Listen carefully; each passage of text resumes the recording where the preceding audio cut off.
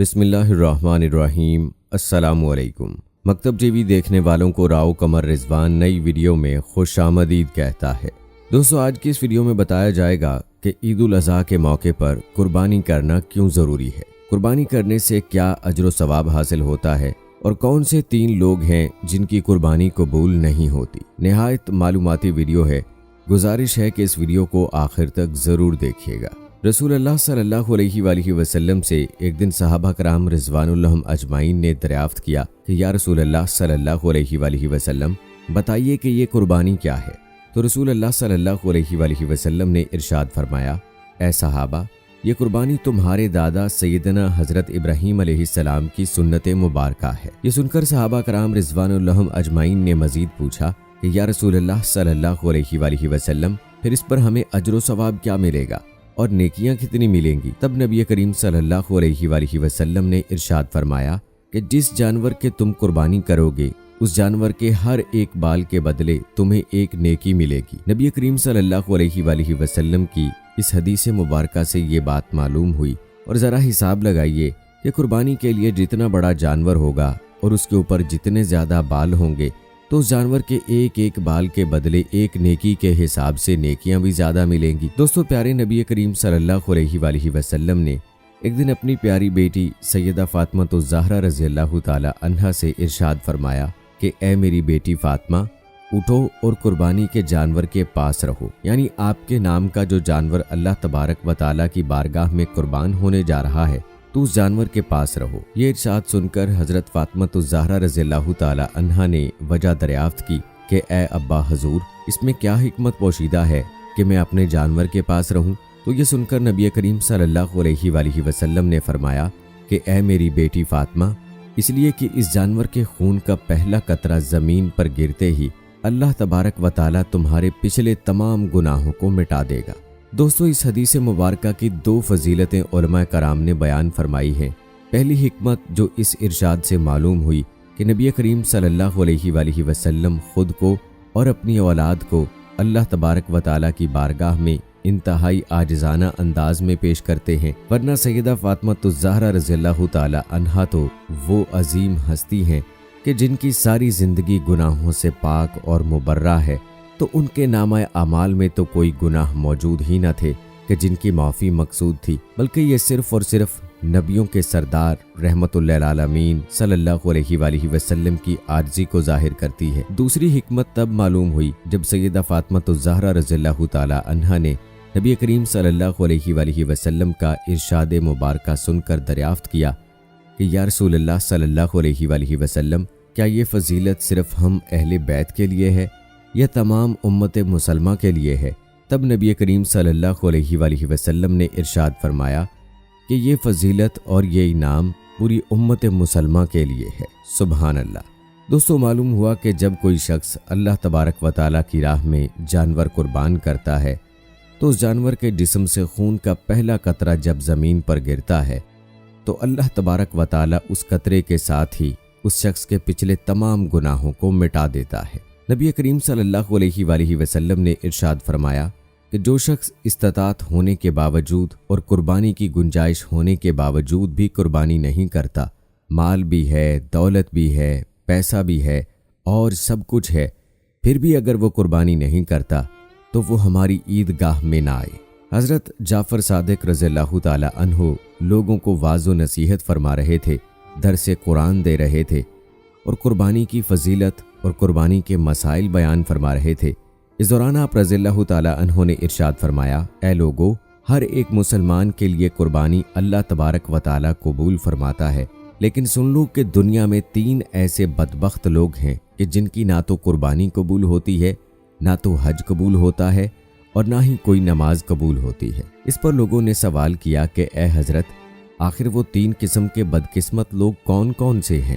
ایسے کون سے بدبخت لوگ ہیں کہ جن کی قربانی، حج، نمازیں قبول نہیں ہوتی؟ دوستو، دل کے کانوں سے سنیے گا کہ وہ کون کون سے بدبخت ہیں۔ فرمایا، نمبر 1، شرک کرنے والا۔ شرک کرنے والے کا کوئی بھی عمل قبول نہیں ہوتا، نہ نماز قبول ہوتی ہے، نہ حج قبول ہوتا ہے اور نہ ہی قربانی قبول ہوتی ہے۔ اللہ تبارک و تعالیٰ کے ساتھ किसी को शरीक ठहराना शिर्क कहलाता है। अल्लाह का दरवाज़ा छोड़कर किसी गैर के दरवाजे पर जाकर भीख मांगना, खैरात मांगना, मुश्किलात का हल मांगना शिर्क है। देहातों में अक्सर नादान लोग अपनी कम इल्मी और नादानी के सबब बुजुर्गों के दरबारों पर जाकर शिर्क करते हैं। उनसे कहते हैं कि बाबा जी हमें औलाद दे दें, हमें रोज़गार दे दें, हमारी मुश्किलें हल कर दें। ऐसे नादानों को ये भी मालूम है कि वो कितना बड़ा गुनाह कर रहे होते हैं। ऐसे नादान की आहोजारी को सुनकर कब्र में पड़ा अल्लाह का नेक वली भी ऐसे शख्स पर लानत कर रहा होता है। ऐसे बुजुर्ग भी ये कह रहे होंगे कि ओ लानती इंसान, मैं तेरा खुदा तो नहीं, तो क्यों मुझे फिरौन बना रहा है। जिस खालिक हकीकी के दर पर मैं अपने सर को झुकाता था, जिससे मैं सारी ज़िंदगी अपनी तमन्नाएं और ख्वाहिशात मांगता था, जिससे मैं नेकी की ताकत व तौफीक मांगा करता था, तू भी उसी रब से क्यों नहीं मांगता? उससे भी क्यों नहीं मांगता जो सबको देता है? उसके सामने हाथ क्यों नहीं फैलाता जो तेरे खाली हाथों को, तेरी खाली झोली को भरने की असल कुदरत रखता है? मेरे सामने अपना सर झुकाते हुए क्या तुझे शर्म भी नहीं आती?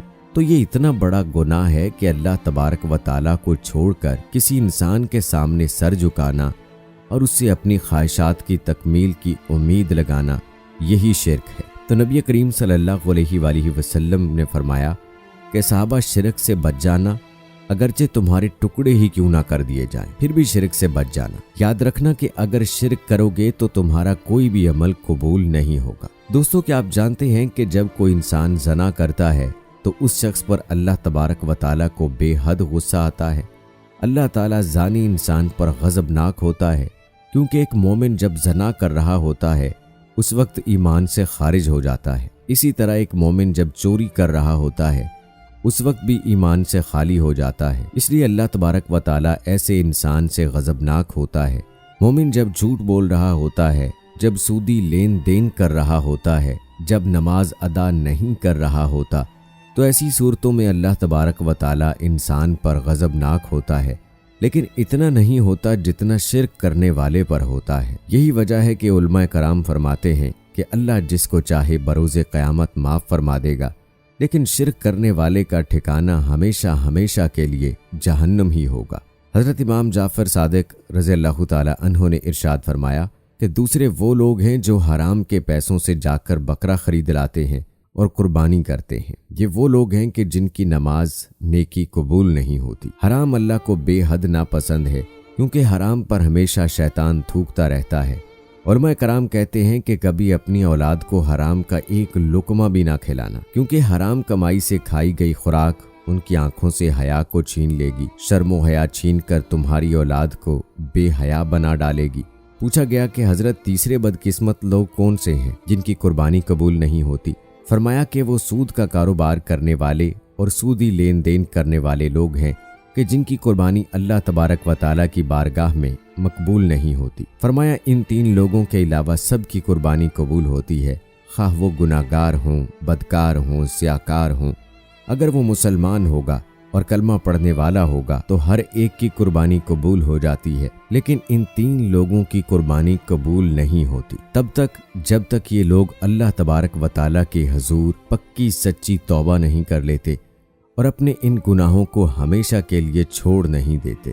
अल्लाह तबारक व ताला से दुआ है कि हमें अपनी रहमत और करम के साए में रखे और हमें ऐसे लोगों में कभी शामिल ना फरमाए कि जिन पर अल्लाह का गज़ब नाजिल हो।